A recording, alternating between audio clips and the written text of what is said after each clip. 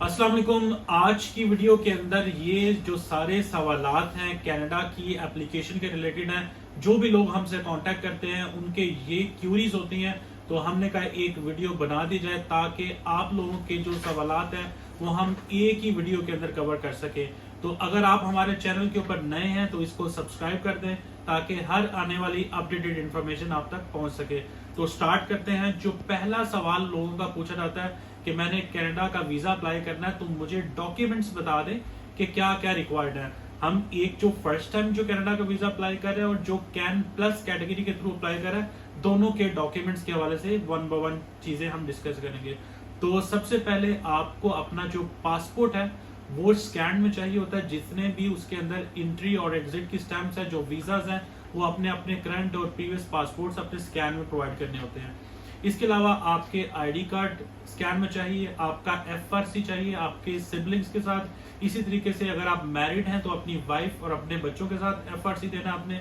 इसी तरीके से मैरिज रजिस्ट्रेशन सर्टिफिकेट है वो भी आपको रिक्वायर्ड होगा। अकाउंट मेंटेनेंस सर्टिफिकेट चाहिए होगा, बैंक स्टेटमेंट चाहिए होगी। अगर कोई प्रॉपर्टी के डॉक्यूमेंट्स है तो वो आपने देने हैं। इसी तरीके से जो बंदा बिजनेस कर रहा है तो अपने बिजनेस के डॉक्यूमेंट्स, एनटीएन, टैक्स रिटर्न्स वगैरह और चैम्बर की मेंबरशिप अगर है तो वो प्रोवाइड करेगा। अगर आप कहीं पे जॉब कर रहे हैं तो आपने अपनी लास्ट 3 सैलरी स्लिप देनी है और एम्प्लॉयमेंट लेटर देना है। ये बेसिक डॉक्यूमेंट्स हमें रिक्वायर्ड होते हैं आपके कनाडा की एप्लीकेशन के लिए। ये डॉक्यूमेंट्स चाहिए अगर आप कैन प्लस कैटेगरी के अलावा अप्लाई कर रहे हैं, यानी कि आपके पास यूएस का वीजा मौजूद नहीं है। अगर आप कैन प्लस कैटेगरी के थ्रू अप्लाई कर रहे हैं वीजा, उस सूरत में आपको जस्ट अपना जो पासपोर्ट है वो स्कैन में चाहिए, जो कि एंट्री और एग्जिट की स्टैम्प्स हैं। इसके अलावा अपना आईडी कार्ड की कॉपी स्कैन में चाहिए और यूएस वीजा की स्कैन कॉपी चाहिए। अगर आप कैन प्लस कैटेगरी के थ्रू अप्लाई करें तो यही मैंडेटरी डॉक्यूमेंट्स हैं। और आपको जो यूएस की एप्लीकेशन के अंदर जो अपने जो DS-160 फिल किया होता है वो हमें चाहिए होता है ताकि वहां से डेटा जो है हम पुट कर सके आपकी कनाडा की एप्लीकेशन के लिए। ये मैंडेटरी डॉक्यूमेंट्स है। बाकी कोई सारे डॉक्यूमेंट्स जो है वो ऑप्शनल हो जाते हैं, अगर आप अटैच करना चाहें तो कर सकते हैं, अदरवाइज उसकी जरूरत नहीं होती कैन प्लस कैटेगरी में। नेक्स्ट टॉपिक के ऊपर जाते हैं। तो लोग सवाल करते हैं कि वीजा फी और बायोमेट्रिक के चार्जेस क्या होते हैं कनाडा की एप्लीकेशन के लिए। तो जो वीजा फी है वो 100 कैनेडियन डॉलर है और उसके बाद 85 जो है वो बायोमेट्रिक के चार्जेस होते हैं। तो टोटल जो है 185 कैनेडियन डॉलर जो है ये बनते हैं। ये आपको ऑनलाइन अपने क्रेडिट के थ्रू पे करने होते हैं। अगर किसी का वीजा पहले रिफ्यूज है तो उस सूरत में उसे 100 कैनेडियन डॉलर पे करने होते हैं। बायोमेट्रिक आपकी 10 ईयर्स तक वैलिड रहती है, आपको दोबारा से 85 कैनेडियन डॉलर पे नहीं करने होते। इसके बाद अगला जो टॉपिक है, लोग पूछते हैं कि कनाडा वीजा इंटरव्यू बेस्ड है। नहीं जी, आपको कहीं पे भी अपने डॉक्यूमेंट्स को लेके नहीं जाना होता, आपको ऑनलाइन अपने डॉक्यूमेंट्स को सबमिट करना होता है और इसका इंटरव्यू नहीं होता, सिर्फ आपने फिंगरप्रिंट्स देने होते हैं, दैट्स इट। इसके बाद अगला सवाल ये होता है कि अगर आज हम अपनी एप्लीकेशन को सबमिट करते हैं तो बायोमेट्रिक की जो अपॉइंटमेंट है वो कितने देर में मिलती है। तो अगर आज आप अपना एप्लीकेशन पुट कर रहे हैं तो विद इन 2 to 3 डेज के अंदर आपको जो है आपके फिंगरप्रिंट्स की अपॉइंटमेंट मिल रही है, उसमें किसी किस्म का कोई प्रॉब्लम नहीं है। इसके बाद लोगों का ये सवाल होता है कि प्रोसेसिंग टाइमलाइन आजकल क्या चल रही है। आज आप एप्लीकेशन पुट करते हैं तो कितनी देर में रिस्पॉन्स आएगा। तो देखिए, जो फर्स्ट टाइम कनाडा का वीजा अप्लाई कर रहे हैं, जिनके पास यूएस का वीजा नहीं है, उनके लिए तो ऑन एवरेज 20 से 25 दिन और महीने के अंदर जो है ऑन एवरेज बेसिस डिसीजन आ रहे हैं। अगर आप कैन प्लस कैटेगरी के थ्रू अप्लाई कर रहे हैं, यानी कि यूएस का वीजा ऑलरेडी आपके पास मौजूद है, कनाडा का वीजा लेना चाह रहे हैं, तो उस सूरत में 10 से 15 दिन के अंदर अंदर जो है वो कैन प्लस कैटेगरी के अंदर डिसीजन आ रहे हैं। प्लस अगला लोग सवाल ये करते हैं कि आया कि बैंक स्टेटमेंट हमें रिक्वायर्ड है कि नहीं है। तो अगर आपके पास यूएस का वीजा नहीं है तो फंड्स जो है वो लाजमी अटैच करने होते हैं, मैंडेटरी है।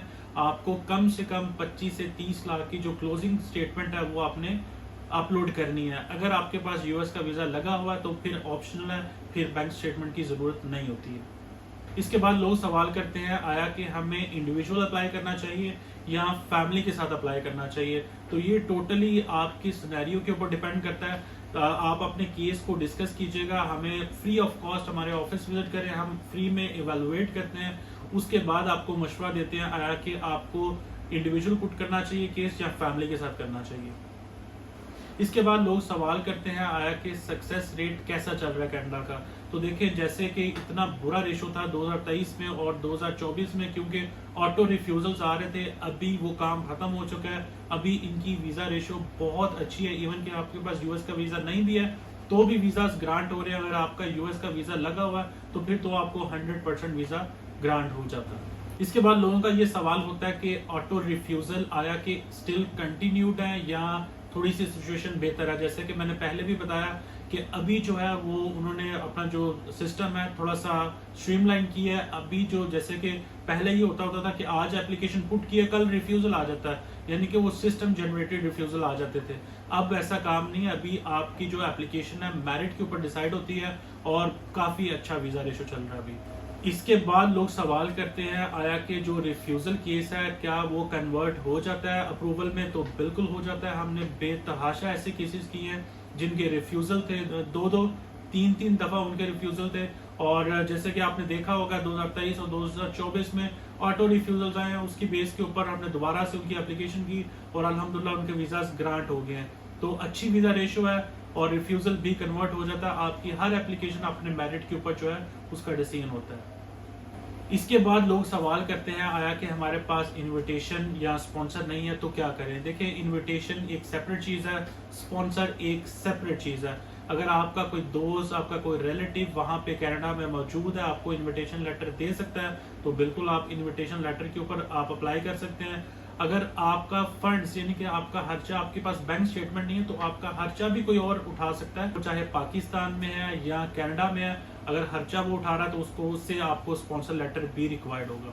बाकी जहां तक है कि अगर आपके पास इनविटेशन या स्पॉन्सर नहीं होता, स्पॉन्सर तो चाहिए उस सूरत में अगर आपकी बैंक स्टेटमेंट नहीं है। अगर आपकी बैंक स्टेटमेंट है तो आपको ना इनविटेशन की जरूरत है ना स्पॉन्सर की जरूरत है। हम होटल बुकिंग की बेस के ऊपर अप्लाई करते हैं और अल्हम्दुलिल्लाह हमारे 80-90% ऐसे ही केसेस होते हैं जिनके पास इनविटेशन या स्पॉन्सर नहीं होता, स्टिल उनके वीजाज ग्रांट हो जाते हैं। इसके बाद लोग पूछते हैं कि हमने लास्ट टाइम वीजा अप्लाई किया था और हमारे जो कंसल्टेंट है उन्होंने हमें अपने IRCC और GCK का एक्सेस नहीं दिया तो क्या करें। देखिए सबसे पहले आप उस कंसल्टेंट से रिक्वेस्ट करें कि आपका जो प्रीवियस आपका प्रोफाइल है, आपका यूजर नेम पासवर्ड आपको दे, ताकि आपकी जो प्रीवियस एप्लीकेशन है उसको देखते हुए हम एक अच्छी एप्लीकेशन को जनरेट करें।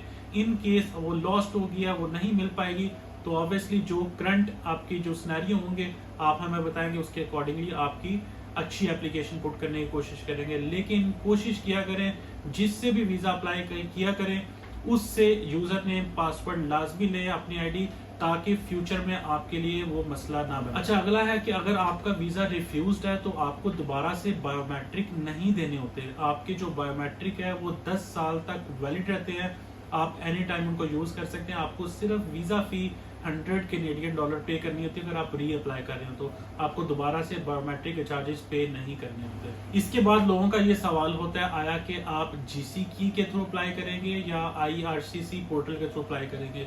देखिए GCK जो है वो पुराना पोर्टल है और IRC जो है इनका नया पोर्टल है। अगर आप कैन प्लस कैटेगरी में अप्लाई करें, यूएस का वीजा ऑलरेडी मौजूद है तो फिर तो 100% रिकमेंडेड है कि आप IRCC पोर्टल के थ्रू अप्लाई करें। हमारी जितनी भी एप्लीकेशन है हम IRCC जो कि एडवांस पोर्टल है हम उसी के थ्रू ही पुट करते हैं। और अगर आप कहेंगे कि GCK के थ्रू कर रहे हैं तो वहां से भी कर देंगे, लेकिन वो पुरानी जो है पोर्टल है उसको बेहतर है ना यूज किया जाए, जो एडवांस पोर्टल है उसको ही यूज किया जाए। हमारी जितनी भी एप्लीकेशन है हम IRCC के थ्रू पुट करते हैं। इसके बाद लोगों का ये सवाल होता है कि आपका ऑफिस कौन सी जगह पे है और आपको कांटेक्ट किस तरीके से करना है। हमारा ऑफिस G10 मरकज इस्लामाबाद में है।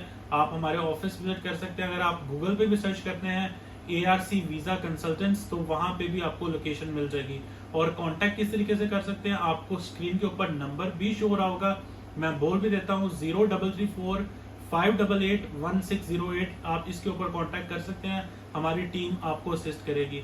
इसके अलावा हमारा टिकटॉक के ऊपर एक चैनल है ARC वीजा कंसल्टेंट्स के नाम से, आप उसको भी फॉलो कर सकते हैं। हम डेली बेसिस की जो सक्सेस स्टोरीज हैं और आपके जो क्यूरीज हैं उनको वहां पे हम अपलोड करते हैं, तो वो भी आपके लिए काफी फायदेमंद साबित हो सकता है। आई होप सो कि ये सारे जो सवालात हैं, आपके जो टॉपिक्स हैं मैंने कवर किए हैं। स्टिल अगर कोई चीज ऐसी रह गई है तो आप कमेंट में मेंशन कर सकते हैं हम इंशाल्लाह उसको कवर करने की कोशिश करेंगे। बाकी अगर आप यूएसए, कनाडा, यूके और शेंजन में किसी भी कंट्री का विजिट वीज़ा अप्लाई करना चाहते हैं तो आज ही हमारे दिए गए नंबर पर रब्ता करें। Thank you.